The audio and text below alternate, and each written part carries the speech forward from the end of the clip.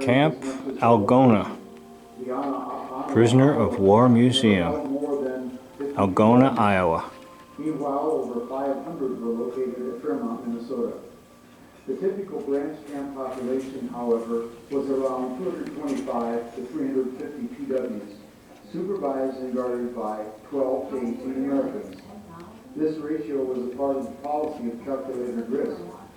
Until May of 1945, there was a shortage of... So we start on this side with none other than the Pledge of Allegiance. So you want to pledge to a flag. Under God. What God? What God? Prince of the power of this air. Who escaped from the New Mexico camp and was able to live on the land for 4 years, turning himself in to authorities in 1985. On September 15, United States of America. The Algona system reached its largest population of 5,152 captives. It was also during this month that the largest gross revenue was earned by the labor of the POWs. However, the end was in sight. As quickly as the camp had been built, it vanished. So we'll go over here to the two theaters. Followed by several hundred. Remember the definition of a theater. American personnel left in February of 1946. Later that year, the buildings were torn down or sold. A series of auctions were held, which provided many in the area with a source of There were cheap two buildings. theaters And the site of where the movies were camp playing. as the home for the National One was a Guard European and theater, Although there are few visible remains of the camp, it's and the other was the Pacific Theater. Camp Algona is this community's link to World War II. The nativity scene housed at the Sioux County So there you had Fairgrounds two was also theaters. used by the German PWs and has been shown every December since 1945. With an The scene is axis sponsored by the United Methodist Men's Club and serves testimony to the fact that and even an in times of ally. war, goodness can exist. It was the vision of this committee, beginning in 2001, to create a museum that would share the story of Camp Algona and our area's role in World War II. Our displays regarding the camp, along with those honoring the 2,600 men and women from Sioux County that served in World War II, serve to remind us of the role that our communities played in this critical era of Iowa, American, and world history.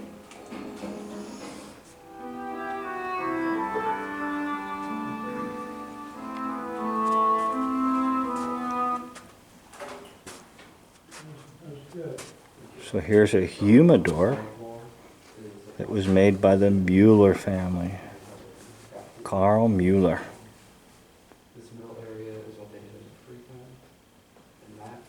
Here's a rotating calendar made by Leslie Faber, who likes to tell babes and fables.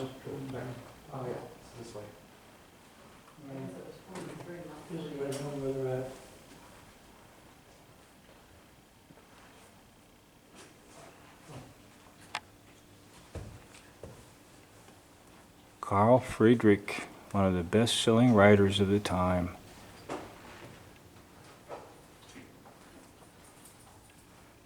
His work featured characters like Winnetou, an old Shatterhand. Millions of German youth were raised on his depiction of the noble savage exploited by white Anglo-Americans. Many drawings and paintings and carvings of the American Indians were done by the POWs, highlight their pride and nobility.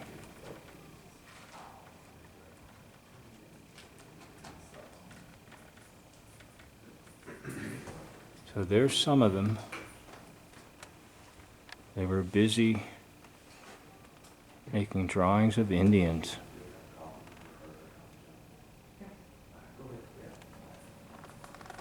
Can I bring it in here? Yeah, I'm pretty good. Yeah. I am skilled with coffee. Okay. Skilled. Here's a suitcase. It was built by Carl Trozzi. He gave it to Dr. Ray Porter as a gift.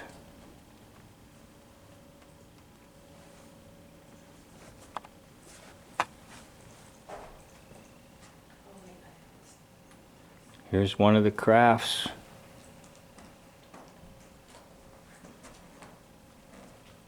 Provided a carpentry shop for prisoners. They took advantage of it. Prisoners took pride in their work. And they sat around and made ducks.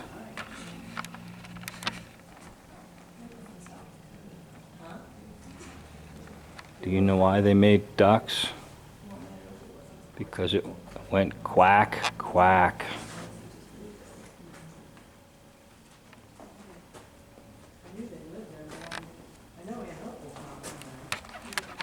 But there was cultural expression behind the barbed wires.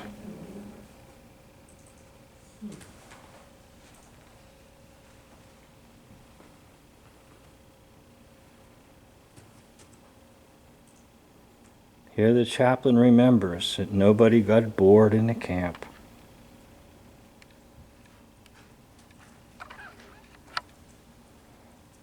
Because they were making things.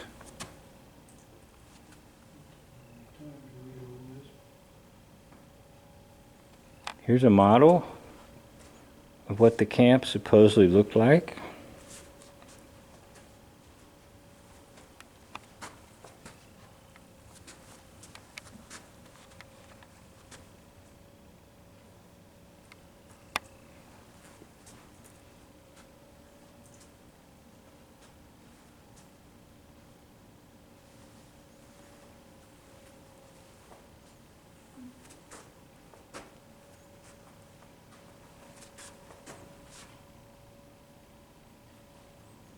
Now we're going to go to the tower.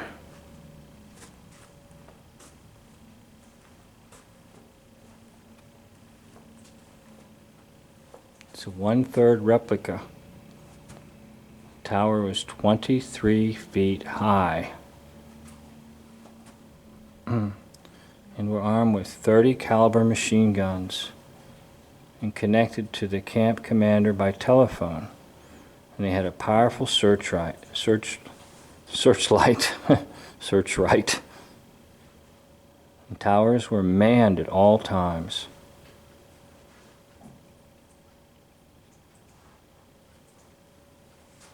So this is what that tower looked like.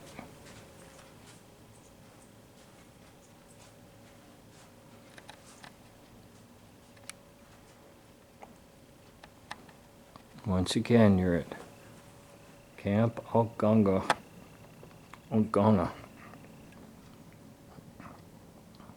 POW Museum in Iowa. End of part 1.